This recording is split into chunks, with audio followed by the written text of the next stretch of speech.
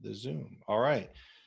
Good seeing everyone. Just give me a quick thumbs up that the audio is okay. This is always delayed a little, but give me a quick thumbs up, a fist, a star, something in the comments, a happy face, just to show me that you guys could hear me and see me all right. All right, there it all goes. Yep, so definitely a little delayed there for me to see, but doesn't matter, works well. If anyone wants to join me on Zoom, feel free to click that link. You know what I realized last week was I asked Anthony Burkhart to join me on Zoom, and I was going to have him share his story, but I never end up. He joined Zoom and he never came on to share the story. So Burkhart, if you're joining us and you get on here, let's get you the floor, man, and do some talking to the group. Okay. All right. So we got a couple things I want to talk about. I'm sure there's a lot of questions about kind of where we're at, what is the impact that the protests are going to have on COVID. It may not be what you think. It's unclear right now. So I'll touch on that and talk about what was the other thing here. I have viral dormancy, and then we'll ask questions. Maybe we'll go the whole hour, maybe not, but at least let's dive in. We'll get started. We got a handful of people here. Maybe we'll wait one more minute. You know, probably what I should do is for the intro, for like the 5-minute intro, just kind of read some jokes or something to get things going. But I'll tell you, I did read a book recently, and I don't have it around here, but I highly recommend it for people. It's called, I feel like it's around here. Wait. Oh yeah, here it is. This was really great. I loved reading it. It's called What I Talk About When I Talk About Running, and it's by Haruki Murakami. He's a famous author for, he's a novelist, Japanese novelist, and he has this long career of running that he started later in life, actually in his 30s. And so he just writes in such a beautiful way and communicates so well. Really phenomenal book. It's easy to read. It goes quickly. It's entertaining. It's inspiring. And even if you're not a jogger, but you can jog, I bet you this book turns you into one. And if you can't jog, then I bet you that you'll end up wanting to go out and walk or do some type of exercise. And now it's such an important time to do this as well. So, all right, I think we have a solid group here that I'll get started. And you know, one of the things why I hate always getting started so soon is because people end up joining us and then they don't hear all the beginning stuff that we talk about, and because of that, then they we get duplicate questions. So let's see, we got Professor Guitre on, so that's why I kind of talk a little and try and delay just a little. And we're going to get started here in 2 seconds. And I know Ms. Burkhart's on, and I know it's Anthony's birthday's coming up, right? I think it's like the 5th or the 6th or 4th, something like that. I remember that. I think it's the 5th. So wish him a happy birthday for me. It's my dad's birthday, June 5th, coming up. I know it's Megan Pape's birthday tomorrow as well. Those are all that I remember at this moment. So, all right, we got let's get going here. We're going to start up, and we said we'd start about the impact of the protests on the pandemic. Before we do that, actually, no, let's dive into that first. I think that's a good thing, and I think a lot of people are interested to hear about it. So it may not have the dire impact that it seems, okay? And there's a bunch of reasons for that. A couple are that, well, don't cling on to what I just said, as this is going to evolve into a much greater explanation here. Okay. Remember last week the 11th, Miss Burkhart, you're right. The 11th. I knew that. Okay. Let's get back to this. So, hey, at least I got June right. So remember last week we spoke about incidence and prevalence, and right now we're in a situation where we're having decreasing incidence, and that's really important right now. That as we're seeing a decreased incidence, just the number incidence is the number, it's the rate of infections, right? It's a number of new infections occurring. Believe it or not, the lower incidence is more concerning for a dramatic return of the virus. So from the public health standpoint, it's actually, and this is a hard thing to say because you never want anyone infected with COVID-19 and to deal with those risks.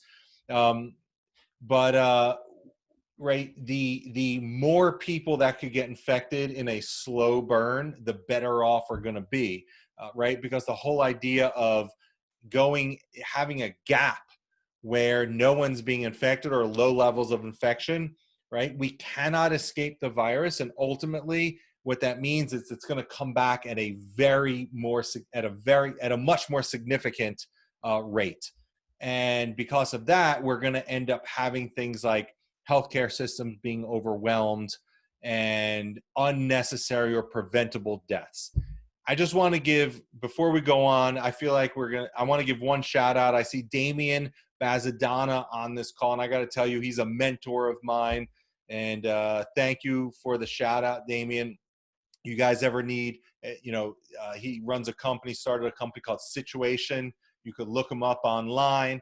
And he's anyone ever involved in the New Broadway, whether it's Vegas, New York, London, he's the guy to go to here. And look him up, Situation, Damian Bazadani. You'll see him in the comments there. But thank you for joining. So let's just go back real quick to what we may see here with the impact of these protests here.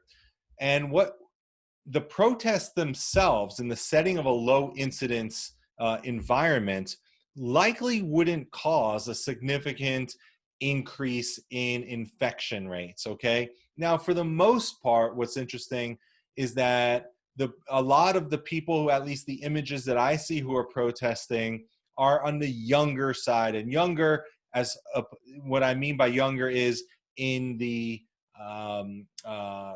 risk factor age group, right? 20s, 30s, 40s.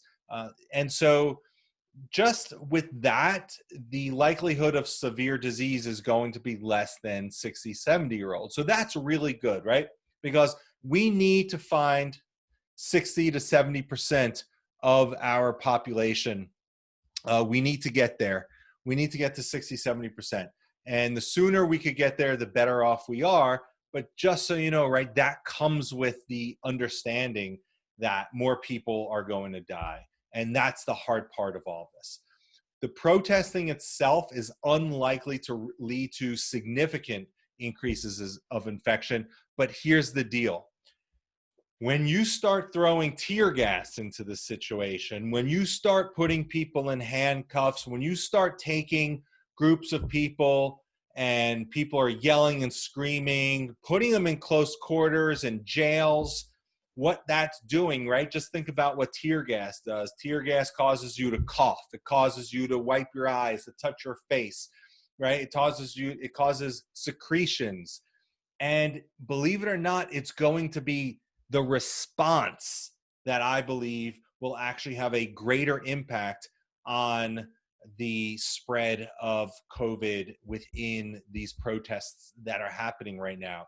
It's taking people and moving them into close quarters. It's putting people in the back of cars and having them sit there, or paddy wagons and having them sit there, right?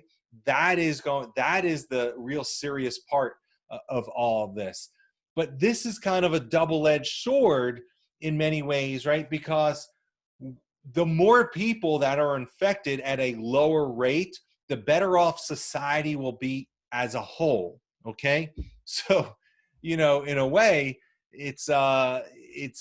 I'm going to kind of tiptoe around this, but in a way, the protesters are serving two purposes here, two important roles, in that they are out putting their lives on the line for an important cause, and they're also the ones right now who are at greatest exposure, who will get us to the 70% of 60-70% infection rate for herd immunity sooner. On the surface, that doesn't sound great to say it, but those are the kind of the facts and reality around this. So I hope that kind of makes some sense here. And all of this,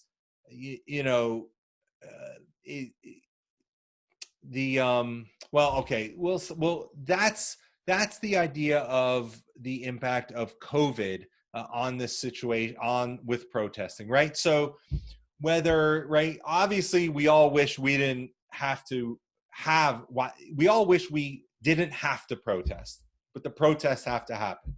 And given that, I think as far as COVID goes, people who are out there protesting understand the risks. Unfortunately, I think that the people who will make it worse are not the protesters. It's not the protesters. It's the people who are putting down the protesters. And obviously, as a protester, it would be helpful to wear a mask and to stay 6 feet apart. A study came out today that showed and we could extrapolate this to everything. The further you are from someone, the lower likelihood you are of getting transmission. We know that 3 feet apart was good. More than 3 feet, even better. And even for every kind of foot you went, it was better. And wearing a mask significantly, actually in this one study, reduced the transmissibility from one to the other. So I think as far as where does that kind of come into play here, I think it's most important for our at-risk populations, the older population, those with comorbidities. So if you have a family member that you haven't seen or you want to see, I think as long as and we've been saying this, right? Although at the very beginning, it was more about the risk of not having the hospital capacity. So you definitely didn't want to kind of expose anyone, but we're at a stage now where the hospitals are at a good, they have capacity. So, one second here. So I think what's really important is that if you want to see someone, what we know is by staying a distance 6 feet apart and wearing a mask, you're putting yourself in a very safe position to interact with people. So, I'm going to hopefully be able to see family soon, and just do it with a mask, or at least at a distance outside. Last week we went over those important points, right? Outside is better than inside, and that also is true for the protesting, right? Protesting outside, walking in lines, marching, like that behavior itself still has there's still increased risk, but not as significant as you would think as far as the risks go. Outside's better than inside, and further apart is better than closer. Shorter time is better than longer duration. Wearing a mask is better than not wearing a mask, right? If we build those basic principles in, then you could apply this to everything you do. Okay, so that is, I think that you guys may have questions about the protesters, and I'll answer those in a minute. But I want to just talk about this viral dormancy, because we touched on this last week, and it really looks like that we're having this period of viral dormancy.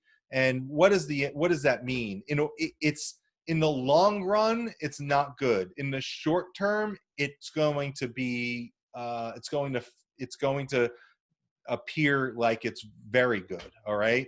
And I could paint the picture for you right now. Is you're going to have people saying this summer, most likely, like, look, this is the language is going to come back to saying, look, it's not so bad. It's just like influenza. It comes and goes. And that is not going to be true either. It's true that it will come and go, but because this is a novel virus to us, it will come back with a vengeance when it comes back, okay?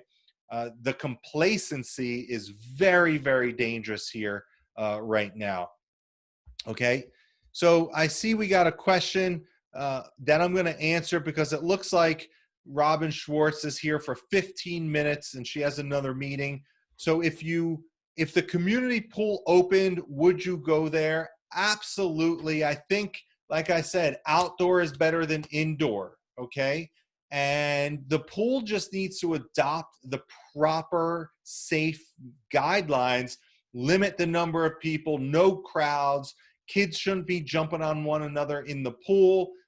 Chairs should be spaced apart. Lines should be spaced. If you do all of those things, we could enjoy the pool, okay? You want to go to the beach? Go to the beach. Stay your 6 feet apart. Go into the water. It's totally fine. Water is actually a reasonable place to be. You're outdoors, and you're in a place where I think we're seeing that the virus really doesn't do that well in water. And so in water that has, you know, chlorine and things like that. So that's a good place to go. So hopefully that answered your question, Robin. But again, these things are never binary. It's never should we open or shouldn't we open. And this is the trouble and frustration of where we are in America right now. It's not binary. It's yes, you could open, but let's put things in place so that we could open safely. We've been pounding that point from the very beginning here. And the pool could create safety guidelines. My son's camp, I touched on this last week, is on. And they have been preparing for almost 2 months. They put together a very detailed plan of how they're going to do this. Last week, I believe, who was it? Dana Green shared with us questions that a superintendent, I think it was of superintendent of West Windsor Schools, put together a document. You could go back, or if someone wants to post it again, of the questions we should be asking to get back and open up these community events, right? It's not binary. It's not should we or shouldn't we. The answer should be, it should be, how can we do it in a safe way? That's the question that needs to be addressed with everyone. How can we do it in a safe way?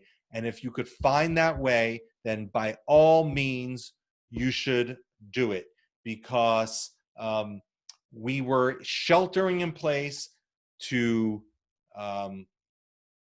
lower reduce the whatever low I don't even remember what it's called, the lingo anymore. Anyway, to reduce the surge of infections and lower the curve, and we did that. And so now we should kind of move on and live in the next phase here. All right, let's go back real quick to this viral dormancy. And it's looking very, very much like the pattern of COVID-19, the virus that causes flatten the curve. Thank you. Just had a little, paralysis there of thought. The infection rate and pattern of the virus that causes COVID-19 is looking more and more like the influenza pandemic of 1918. And just to put a little more history here, and I haven't talked much about this, is in that pandemic, you saw a pretty significant surge in the spring months of 1918. And then the virus almost disappears, right?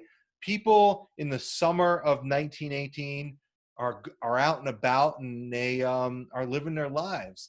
And then what happens, what's believed to be kind of the real spark again, is in September of 1918, in Philadelphia, remember at this time, World War I is happening.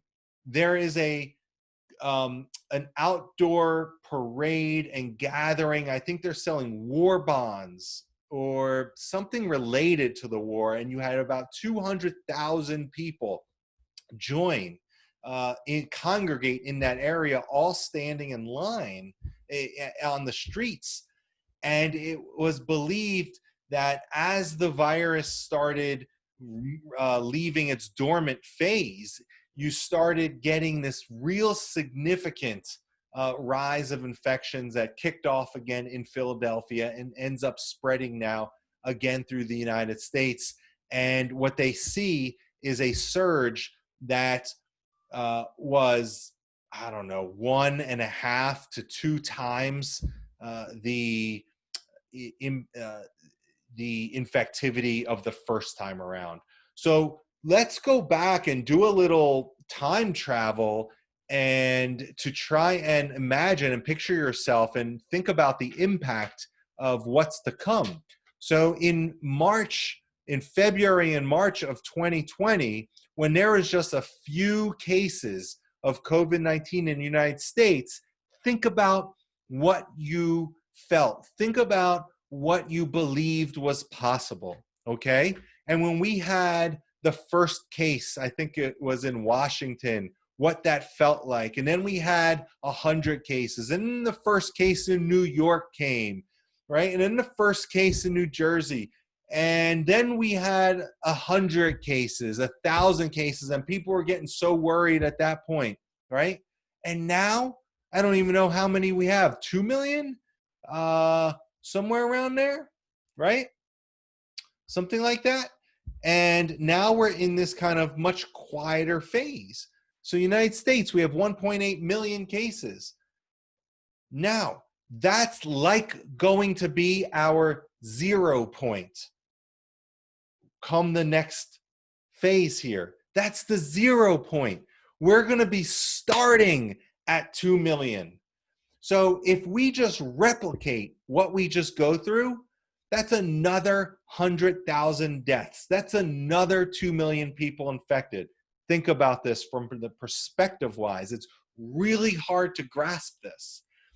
And if it's worse, it's 200,000 and 4 million people infected. So this is the type of thing that that may happen. It's anyone who, like we've always said, we cannot know for sure what this is going to look like. But if we study history, we understand the science, we could kind of put together some pathways of what this may look like. Okay. All right, let's start. Those are the two main issues. I hope I touched on those, the impact with the protests on the pandemic. And for anyone who's just joining, we touched on that at the very beginning for the first quarter of this, talking about the protests. If you have any specific questions, I'm happy to answer those. Megan, Julene, gosh, I think I'm saying that right. I got to practice. Happy birthday. It's your birthday tomorrow. Happy birthday. And so let's go into some questions. You want general questions of impact of the protests, questions about the summer, questions about the fall. Let's kind of do that here. And let's see, I'm going to go back and I do not see much earlier on. Answered Robin Schwartz's question, flatten the curve. That's right. Yes, COVID-19, David Perez. David Perez, COVID-19 still a thing. Yesterday's news cycle, MSM moves on. Can we? I'm not sure if you are being facetious or not in that. We cannot move on from it. So I can't answer that right now. Maybe it's that the news cycle has moved on from it. And that's fine. It's just that one of my greatest concerns is that the behaviors that we're taking on now are going to be the behaviors that we display in the fall, and it's in the fall that we're likely going to see another big surge of cases. Probably, don't know for sure, and that just means it's going to have a much greater impact, and we're going to have a harder time slowing things down. So, all right, let's move to Harriet Siegel Brown. Hair salons, barbers slated to open in New Jersey in a few weeks. Even with masks, what questions should we be asked to cut down on risk factor at salons so close to each other when in the chair? Yeah, so, and thanks. I see a couple more questions. David Perez, but it's a joke. I figured as much, but I just wanted to clarify. I know you. That's what I figured. So I think we answered that one correctly. Okay, so as far as like barber chairs, hair salons, nothing's changed. It's the same idea that we've always been saying. Remember, guys, the risks are never zero. If you do not want COVID, do not leave your house and do not talk to anyone, and don't associate with anyone, and it's unlikely you'll get COVID. If that's the life you want to live, that's fine. Okay. Then what you do is you just assess your different risk levels, okay? As far as any barber or business, and another thing we've kept talking about from the very, very beginning, the businesses that adapt earliest, soonest, are the ones that are going to thrive the soonest who can, right? So the barber, the hair salon, right? If they're able to promote and market that they are taking the proper precautions. If it was my business, I would be doing things like on the front window, like our seats are 6 feet apart. I would even publish COVID infection rates potentially, right? I would be very transparent about what I'm doing. So if anyone here has a business, those are the things to think about, because this is the world we're in and it's not going to happen. You know, we're not leaving this world for a year, 2 years. So you have plenty of time to dig into this, right? Like really, you know, do every, you know, you have to own how you respond to COVID. You have to own it, okay?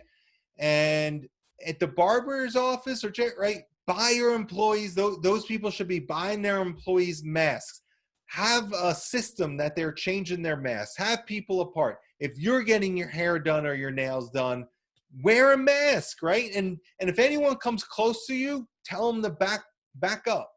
And if you do that, the likelihood of infection is very, very low, okay? So hopefully that that answers that. Damian Bazadana, what's the latest on vaccine timing?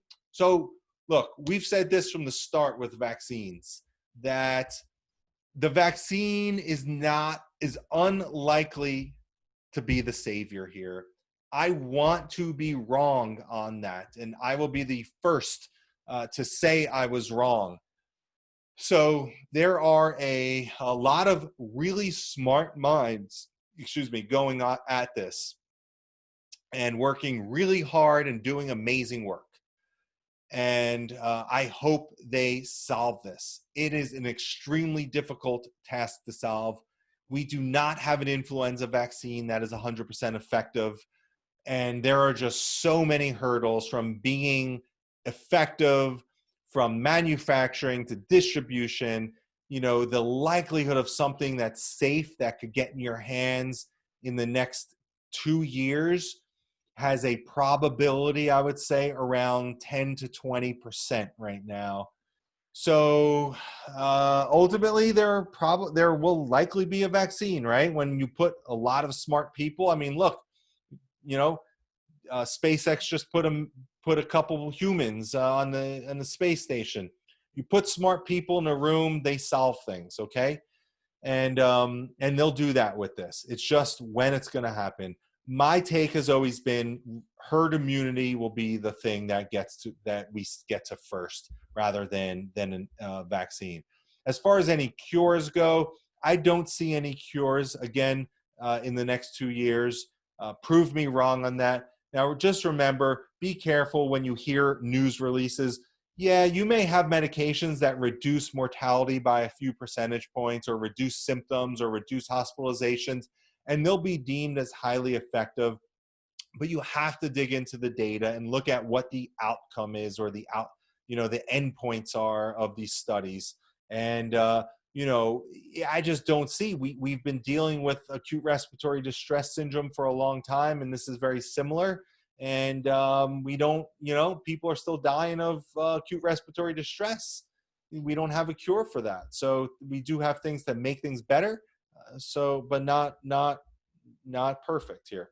So hopefully that was helpful, Damien. Okay. Melanie Nichols, Goodspeed. For those of us immune compromised, will we ever be able to return to society? Yes, I do. Yes, I think so. That's a question that probably requires more than a few minute discussion because there's a lot of ethical components to it as well. And ideally, a vaccine is the best for people like that. But I do think you could return to society now in a way that is safe. So make sure you have masks, make sure you keep a distance from people, and make sure any interactions that even are within 6 feet are done outdoors. So I wouldn't eat at a restaurant. I wouldn't do things that are indoors. I wouldn't go in the elevator with other people. But the things you can, I think we're past the point of dousing food packages with alcohol, right? I think we can move away from that. There really is, if the probability of transmission it would be extremely low. And we've always thought that, but we were just being extra safe during a time that there were a lot of unknowns. And now we're in a state that we know more. So we could change our behaviors now that we know more. So hopefully that was a decent answer, Melanie. Happy to go into further detail about it as well.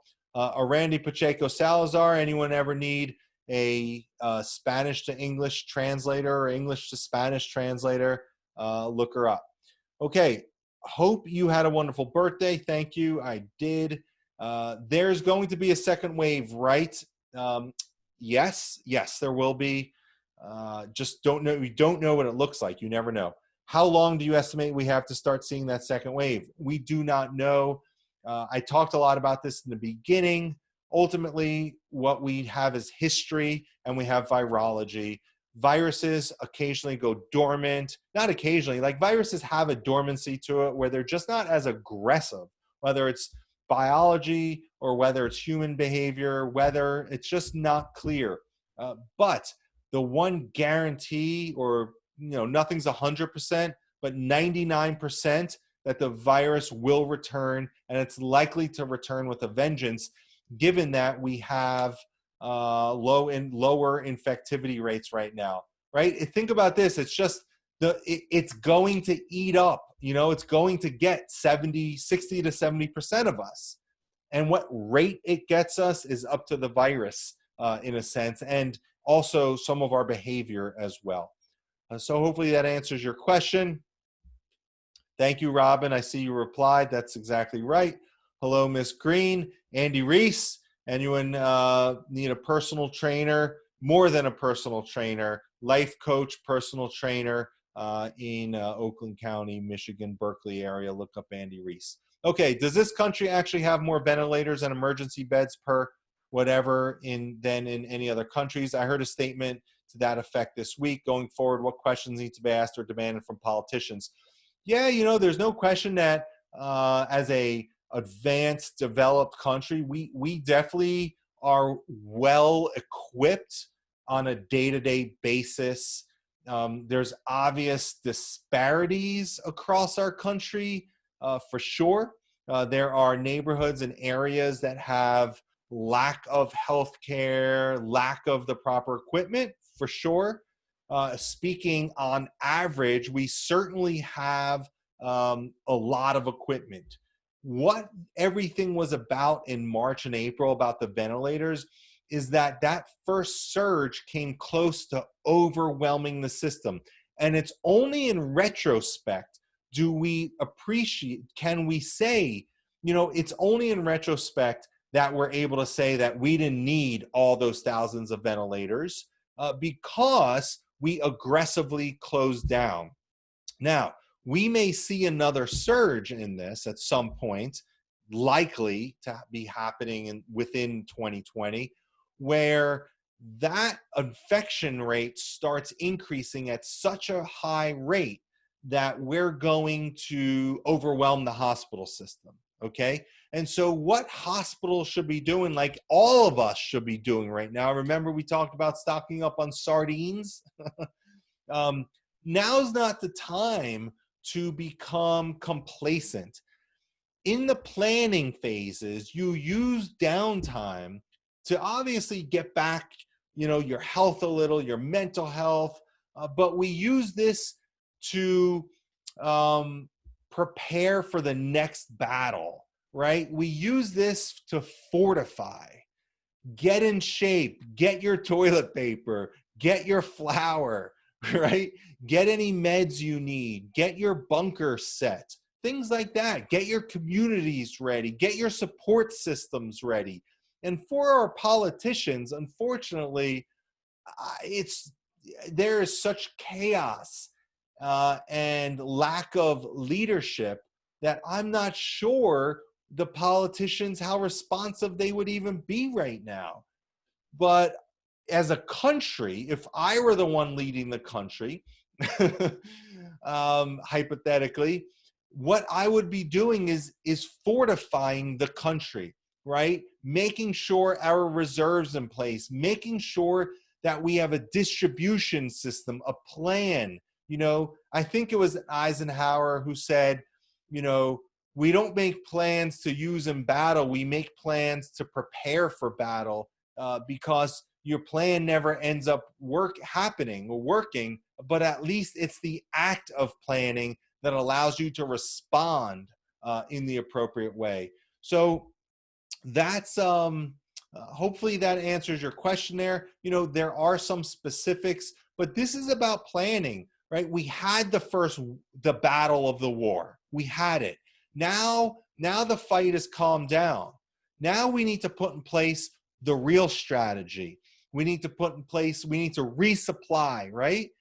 I mean, this is no different from, you could look up Sun Tzu, Clausewitz, you could look up any of those classic art of war books, and it's no different than what we're about to face now, coming up soon. Okay. So, Carmen Guitre, Professor Guitre, would you say that we should be less concerned about contagion from surfaces, since it seems like most discussions now is about transmission through airborne droplets? Yes, absolutely. I think, right, what the whole airborne versus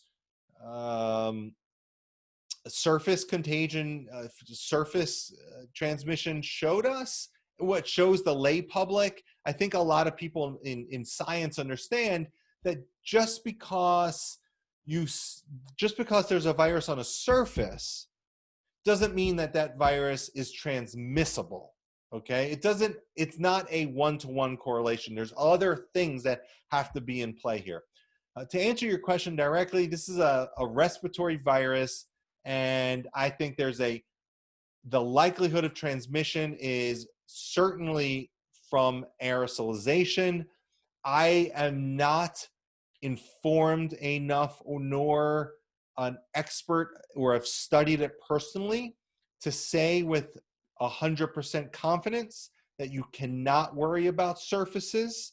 So I don't want to comment too much on that, other than just always maintain good hygiene. I still remember in our early talks, all my mail, all my packages, all my groceries go into my hot zone in my house. I never put them on tables where I eat, and I always wash my hands when I'm done. Okay? Any high traffic area, I'll still wash the handles of my doors. Okay? So hopefully that makes sense here.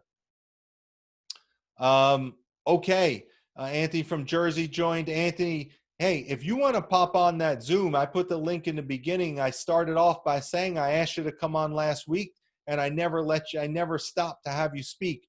Feel free, if you want to come on, talk about your COVID case. I think you said you were infected and recovered.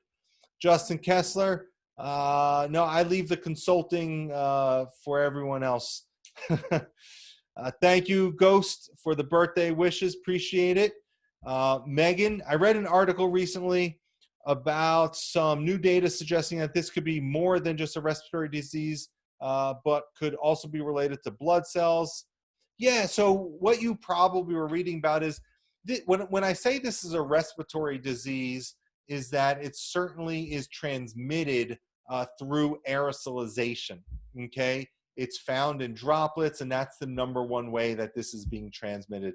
You know, for example, HIV is a blood-borne pathogen. You can't get HIV from someone, let's say, sneezing or coughing on you. It's not aerosolized. Okay, it's in the blood.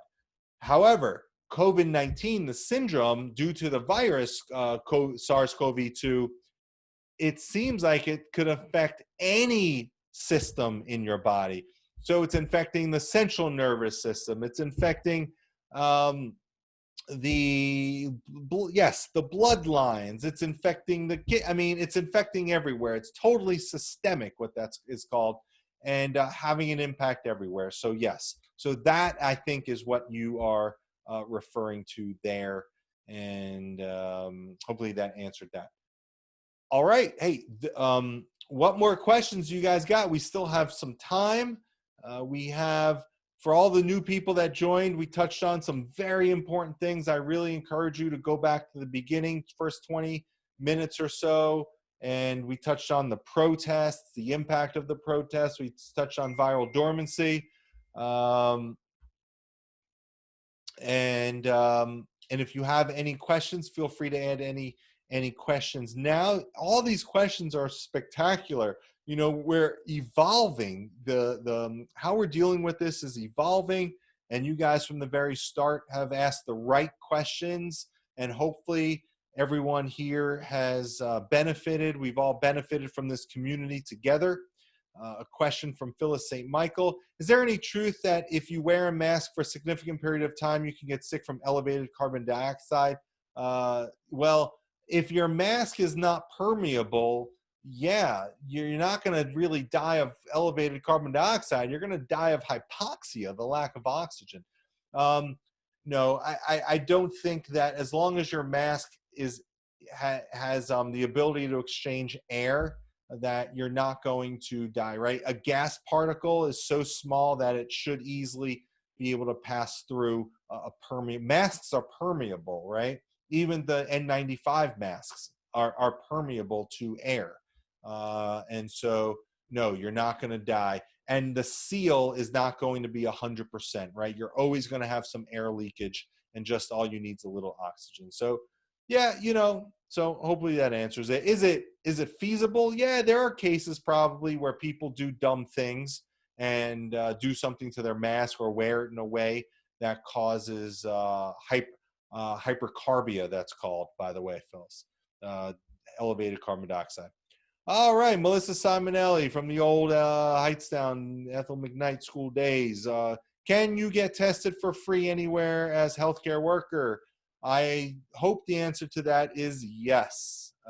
It's going to be probably vary by geography, but remember, two types of testing. There's diagnostic testing that answers the question, do I have COVID-19 right now, yes or no? And also there's serological testing, which answers the question, have I had COVID, yes or no? So yes, hopefully healthcare workers should be able to get tested there. And the tests are getting a little better. They're moving the poor ones off the shelves, the less accurate ones off the shelves, and bringing in the better ones onto the shelves. So hopefully that answered your question. Feel free to post any other questions you have. These are all great, whether it's about, okay, okay, yep. So that was just one more comment. And anything you want to know about the summer, things you could do, not do, things you should avoid, ways to see your family. You got to be thinking things. Look, if you're thinking it, that means someone else is thinking it, I guarantee. And just so you know, this is episode 15, guys. We've been doing this. This is like 3 months, almost 3 months of doing these. We have a really great community here doing this, and you could go back. I mean, if anyone here is a video editor, I would that would be a really great project to pull out, kind of like an FAQ over a chronology, and put it with the progression and the chronology of COVID-19. That would be really great to see if anyone has free time on their hands. Another question, Melissa Simonelli, do I need both tests? Well, that depends, right? You need to do smart testing. And what that means is that if you currently have symptoms, or you're going to be around people, or for whatever reason you're working with people, there's indication for diagnostic testing. Serologic testing would be really wonderful to get, so that we could identify who's been exposed and who hasn't, and who has antibodies or not here as well. Hold on one second. I need to yell at my dog here real quick. All right. Hopefully that didn't come through, but my dog's still barking here. So, all right, let's get back to this. Travel to a foreign country yet? Yeah, I mean, you can. I don't think we're allowed to, as Americans right now, to travel to another country. It's definitely risky. It's going to be risky for a little while, because if things change, these countries' borders close down. But right now we can't do it. I think as far as the plane goes, the airplane, I think if you're a high-risk individual, I would not fly. If you're a high-risk individual. But if you're a low-risk individual, I think as long as you put on your mask and do the things we spoke about, try not to sit next to anyone, and keep your mask on. Okay. Thank you, Melanie Nichols Goodspeed, for answering that question. That's how community works. That's great. Melissa, how do you subscribe to me? I don't know if that's me or not, but I'm here. You don't have to subscribe. Amanda Oxenhorn, how you doing? When would you suggest a return to routine preventive medicine appointments? I think you're fine to do it now. Now, remember, if you're extremely high risk, you just want to question. If it's truly a routine, like low risk thing that you don't really need, don't do it. I think we could go back and do almost everything that we've been doing, right? Remember, these things are not binary. It's not can I, can't I. It's how can I, with the proper precautions for safety. So you walk into your doctor's office, or whomever's office, whatever type of health provider you're doing these days, the office needs to have plans in place, keeping people apart. The office workers should have masks. And yeah, if you're a patient, you put on a mask and go into the office and do your best to stay 6 feet away. Obviously, people who are administering your shot or immunization or giving you an exam are going to get close. A single person is lower risk than multiple people. If anyone was getting within 6 feet of me, they must have a mask on, okay? That's universal. Other than my family that I'm living with, if you want to get 6 feet near me, you got to have a mask. In fact, there was a guy the other day who came up close to me, and he didn't get too much closer. Just because you don't know other people's behavior, that's the point. I mean, here in my community, I know the families for the most part that are maintaining physical distancing, and so just by knowing that, risks have already been reduced. Okay, let's keep going here. Michelle Brown Schwartz, if wanting to take a vacation, staying somewhere like a hotel versus a rental house, thoughts? So Airbnb rental houses are better than hotels, right? This is the type of, kind of continuum that we could put on, right? So Airbnb, your own house, better than a hotel. Some type of rental, better than a busy resort, right? Use the same tenants. Outdoors is better than indoors. Less people is better than more people. You apply that across the board. Just apply those principles and go back to last week's session, and we could go and I went over a few of more. We should probably publish them in one of these comments if someone remembers all those kind of first principles, right? And if we have these kind of COVID update principles, we could just kind of hand them out. Okay, Andrew Reese, do you think, in my opinion, that people from different countries react differently? Oh, of course. I read a psychology study that Europeans, like Nordic, German countries, basically do what they are told. The psychologist suggested here in the USA, the mentality is more loose, fragmented. Yeah, what has happened to the man? Yeah, there's no question that, I mean, it's culture, right? I mean, cultures are different in Europe, in the United States, and in Asia. You know, governments are different, and there's no question.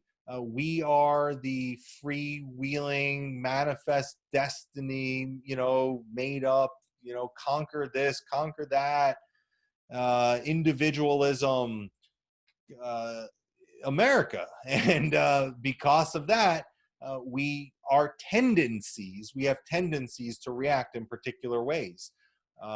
And, you know, Europe is typically more, you know, community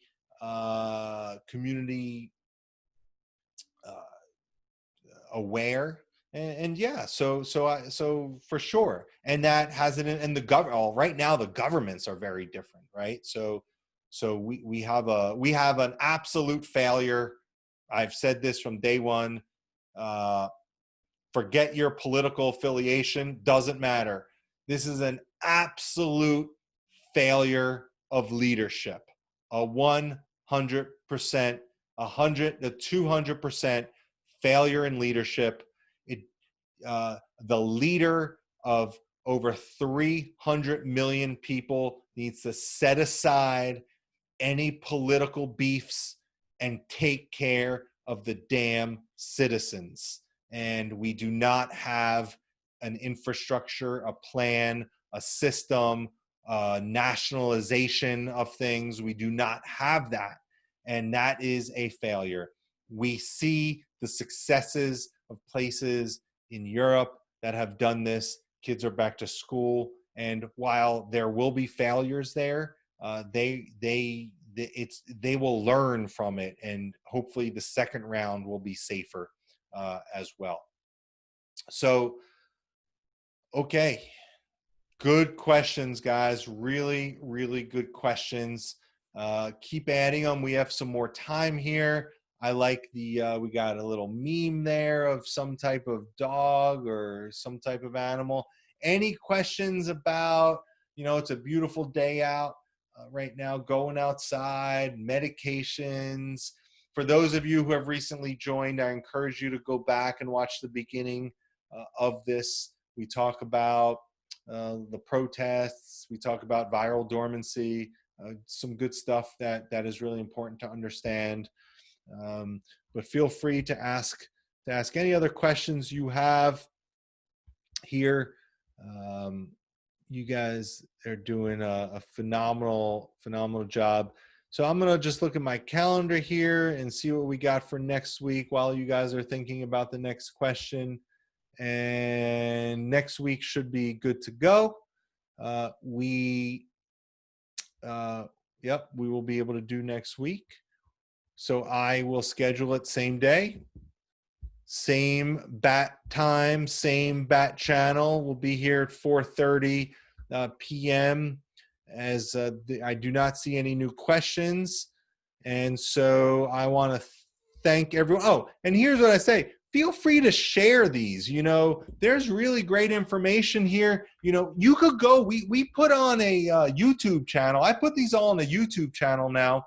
And you could share the YouTube channel. I know it's tough to go back and watch an hour's worth of talking without knowing what the true agenda is. But, you know, I think we really cover a lot of the important items each week here.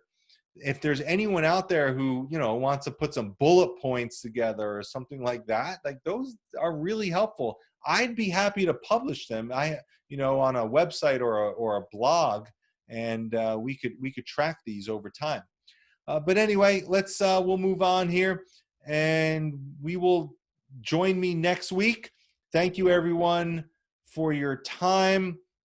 And I see one more quick question. Any updates on the multi-system inflammatory syndrome? I have not heard much. It seems pretty quiet. There are definitely cases happening, but not at an alarming rate right now. Now, that could certainly change. Okay, so by no means have we stopped paying attention. We are paying attention with it. Okay, so I'll look into it next week. Okay, thank you guys. Have a wonderful, wonderful June. I know for some reason there are a lot of birthdays in June. And so I see for people, happy birthday. Andrew Reese, thank you. Stay young. Keep rolling back the years. That's right. And I just actually worked out. I did one of your workouts right before this call. So I was feeling good. And you bet, guys, have a wonderful, wonderful day. If you forgot to ask a question, or if something comes up during the week, feel free to shoot me an email. Feel free to share these videos with family that may benefit from the insights, and maybe they have questions that you didn't have. All right, guys, I will talk to you later. Have a great one. Take it easy.